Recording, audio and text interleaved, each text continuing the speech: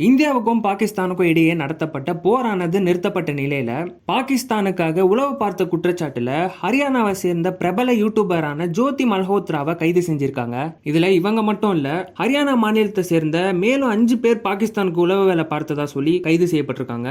பிரபல யூடியூபரான ஜோதி மல்ஹோத்ராவான இவங்க travel with ஜோன்ற பேர்ல டிராவல் பிளாக் சேனல் நடத்திட்டு வராங்க. சோசியல் மீடியால கிட்டத்தட்ட 1,30,000க்கும் மேற்பட்ட ஃபாலோவர்ஸும் வச்சிருக்காங்க. இந்த நிலையில இந்தியா மற்றும் பாகிஸ்தானுக்கு இடையே இருந்த சண்டையானது நிறுத்தப்பட்டதுக்கு அப்புறம் பாகிஸ்தான் தூதரகத்தில் பணியாற்றி வந்த ரஹீம் அலியாஸ் தனிஷ் என்பவரை பாகிஸ்தானுக்கு உளவு பார்த்த குற்றச்சாட்டின் அடிப்படையில் இந்தியாவை விட்டு வெளியேற சொல்லியிருக்கு இந்திய உளவுத்துறை அமைப்பு. கடந்த 2023ஆம் ஆண்டு விசா ப்ராசஸ்க்காக பாகிஸ்தான் தூதரகத்துக்கு ஜோதி மல்ஹோத்ரா போயிருக்காங்க.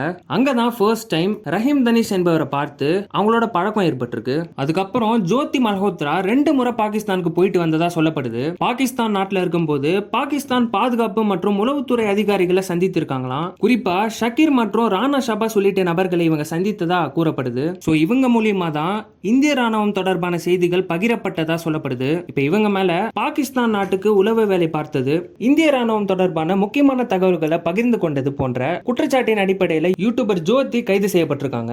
இன்னமும் பல விஷயங்கள் நமக்கு தெரியாம தான் இருக்கு. ஜட்மெண்ட் வந்தாதான் நமக்கு முழுமையான விஷயங்கள் தெரிய வரும். இதை பத்தி நீங்க என்ன நினைக்கிறீங்கன்னு கமெண்ட் செக்ஷன்ல சொல்லுங்க.